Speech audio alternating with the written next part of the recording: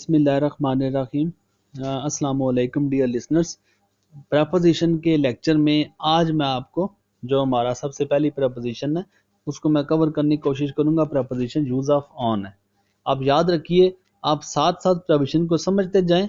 आप कभी प्रपोजिशन में कभी भी आप दोबारा मसले की आप बात नहीं करेंगे। जितनी बातें आपको बताऊंगा मोस्टली मैंने कवर करने की कोशिश की है कि जो मुख्तलिफ प्रपोजिशन का यूज़ है किस किस जगह पे ज़्यादा यूज़ होता है। अगर आप इस यूजेज को याद रखेंगे तो जो लास्ट में मैं आपको प्रैक्टिस करवाऊंगा इंशाल्लाह ताला आप इन यूजेज को देखते हुए आप लास्ट में कभी भी प्रैक्टिस का मसला नहीं करेंगे। ठीक है, आज की इस प्रपोजिशन में मैं आपको ऑन के मुख्तलिफ यूजेज बताऊंगा कि किस किस जगह पे आप ऑन का यूज़ कर सकते हैं। तो स्टेप बाय स्टेप मैंने ये साथ लिखा हुआ है। पहले नंबर पे सरफेस टचिंग, नॉट कवरिंग। ठीक है, सरफेस टचिंग जैसे मैंने प्रपोजिशन में ना जब आपको मैंने टाइटल बताया था, जब उसकी डेफिनेशन बताई थी तो मैंने आपको ये बात समझाई थी ऑन के साथ ही, प्रपोजिशन आपको समझाई थी ऑन के साथ। ठीक है, अब surface touching not covering, cover नहीं होने चाहिए आप। ठीक है, सरफेस टच होना चाहिए। जैसे मैंने जिसमें उसमें एग्जांपल दी थी, लाइक में एक टेबल है मेरे पास। ठीक है, अब टेबल के ऊपर मैंने बाल को सरफेस के साथ टच कर दिया, ये टेबल की सरफेस है, ये याद रखें, ये वाली ये टेबल की सरफेस है, ये वाली ये टेबल की सरफेस है। सरफेस कहते हैं सतह को, किसी चीज की जो सतह होती है, जो फर्श होता है। टेबल के ऊपर मैंने बाल को रखा हुआ है, ये मेरा बाल है, टेबल के ऊपर मैंने बाल को रखा हुआ है। अब ये बाल टेबल की जो प्लेट है, जो टेबल की सतह है, जो टेबल का फर्श है, उसके साथ टच कर रहा है। और ये देखें नॉट कवरिंग, ऊपर से कवर भी नहीं होना चाहिए। ठीक है, ओपन जगह पे है। अब ऐसे है कि सबसे पहले जो ऑन का यूज है वो किसी चीज के ऊपर होना, लेकिन ऊपर से कवर ना हो। ठीक है, किसी चीज के ऊपर और सरफेस के साथ टच होना चाहिए। मीन अगर आप अपने हाथ को लें ना, तो हाथ के ऊपर अगर आप बाल को रख देते हैं तो देखें वो बाल आपके हाथ के ऊपर टच कर रहा है। ठीक है, ऊपर नहीं है, आप किसी चीज के साथ टचिंग पोजीशन में हो, किसी चीज के साथ जुड़ा हुआ होना, सरफेस के साथ टच होना, आप उसमें ऑन का यूज करते हैं। ठीक है, जैसे देखें the pen is on the table, pen is on the table, मैंने एग्जांपल साथ साथ दी हुई हैं। इन्हीं एग्जांपल से मैं आपको लास्ट में प्रैक्टिस भी करवाऊंगा, मुख्तलिफ सेंटेंसेस दूंगा आपको समझाने के लिए कि मैं किस तरह मुख्तलिफ प्रपोजिशन का यूज करूंगा। लेकिन वन बाय वन सारी प्रपोजिशन को कवर करने के बाद मैं आपको लास्ट में प्रैक्टिस करवाऊंगा। ठीक है, पहले आपको बताया सरफेस टच, किसी की चीज के साथ आप जुड़े हुए हो, किसी चीज के ऊपर पड़ा हुआ होना, किसी चीज का।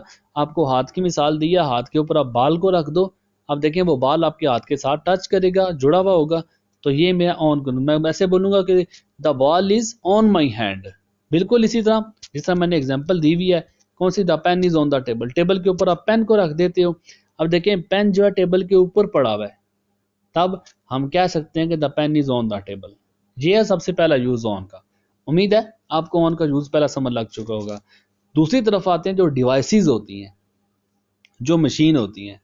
अब मशीन क्या है कि कोई भी ऐसी चीज़ जो आपके काम को आसान कर देती है, वो आपकी मशीन है। जो मुख्तलिफ डिवाइसेस हैं, जैसे मोबाइल फ़ोन हो गया, जैसे कंप्यूटर हो गया, जैसे लैपटॉप हो गया, जैसे कैलकुलेटर हो गया, ये सारी डिवाइसेस हैं। अब जब आप किसी डिवाइस के ऊपर काम करते हो, with the help of device आप काम करते हो, डिवाइसेस के साथ याद रखना हमेशा ऑन का यूज़ किया जाता है। जैसे एग्जांपल मैंने साथ दी हुई है, they are working on computer, computer is a device. ठीक है, अब डिवाइस के लिए मैं क्या करूंगा, जब भी डिवाइस का वर्ड आएगा मैं उसके साथ पक्का ऑन का यूज़ करना है। डिवाइस में कंप्यूटर हो सकता है, मोबाइल फोन, जो भी चीज़ें आपको पता है, जो चीज़ें आपकी काम को आसान बनाती हैं। ठीक है, जो चीज़ें आप जिन पे ऑपरेट करते हो, आप उसके लिए ऑन का यूज़ करते हो। दूसरा यूज़ ऑन का। तीसरा यूज़ फॉर बॉडी पार्ट्स, आपके बॉडी पार्ट्स के साथ हमेशा ऑन का यूज़ किया जाता है। You hit me on my back, Qamar. You hit, आपने मुझे हिट किया, आपने मुझे मारा। ऑन माई बैक, मेरी कमर पर। आपके बॉडी पार्ट्स के साथ तीसरे नंबर पे यूज़ है, आपके बॉडी पार्ट्स के साथ हमेशा ऑन का यूज़ किया जाएगा। ठीक है, चौथे नंबर पे है विद डेज एंड डेट्स, बहुत इंपॉर्टेंट यूज़ है, बहुत ही बार कम्पिटेटिव एग्जाम में है, बहुत दफा पेपर में रिपीट हुआ है। डेज एंड डेट्स, जो जो वर्ड आते जाएंगे मैं आपको बताऊंगा कि ये वर्ड पेपर में अक्सर रिपीटेड सेंटेंसेस है। डेज एंड डेट्स के साथ, डेज, अब देख दोनों एग्जांपल मैंने दिए हैं, days Monday, Tuesday, Wednesday, Thursday, Friday, जो भी आपके डेज है, डेज के साथ पक्का आपका ऑन का यूज होगा। ठीक है, डेज के साथ एंड डेट्स के साथ, ये देखें ये डेट है, 1 2 3 4 5 6 7 30 तक जो डेट्स आती हैं। अब इन डेट्स में हमेशा डेट से पहले आप ऑन का यूज़ करते हैं। मैं कोई इतनी मुश्किल बातें नहीं कर रहा कि आपको इन बातों की समझ नहीं आ सकेगी। उम्मीद है जो मैं बातें आपको समझा रहा हूँ आप साथ साथ मेरे चलते जा रहे हैं। ठीक है, अब ये मेरे पास जो 4 मैंने आपको इस्तेमाल बता दिए हैं, इन चारों इस्तेमाल उम्मीद है आप साथ साथ चलते रहे होंगे। ठीक है, नेक्स्ट इसके बाद आता है ऑन के यूज़ में टू शो फिजिकल कंडीशन, किसी की जिस्मानी हालत कैसी है। ठीक है, आप उसकी जिस्मानी हालत, उसकी पोजीशन कैसी है, उसकी स्टेट कैसी है, उसकी हालत कैसी है। किसी भी इंसान की, जानवर की हालत को बताने के लिए आप हमेशा उसकी हालत से पहले ऑन का यूज़ करते हैं। विद एग्जांपल्स मैंने सारी बातें बताई हुई है साथ साथ। Ahmad is on bed rest. What is the physical condition of Ahmad? Ahmad is on bed rest. ये उसकी फिजिकल कंडीशन है। फिजिकल कंडीशन को जब भी फिजिकल कहते हैं, जिस्मानी हालत को बताया जाता है। जब भी आप जिस्मानी हालत को बताएंगे आप उसके साथ पक्का ऑन का यूज़ करेंगे। उसके बाद नेक्स्ट और लास्ट जो उसकी ऑन का यूज़ है, फिक्स प्रेपोजिशन। अक्सर औकात इसके साथ तकरीबन 90% का इस्तेमाल ऑन के साथ किया जाता है। 90% इस्तेमाल किया जाता है। Happened on, experience on, depend on, congratulate on, insist on, in word के साथ बहुत ज़्यादा ऑन का यूज़ किया जाता है। एग्जाम्पल्स मैंने दी हुई है साथ। Why you depend on your father?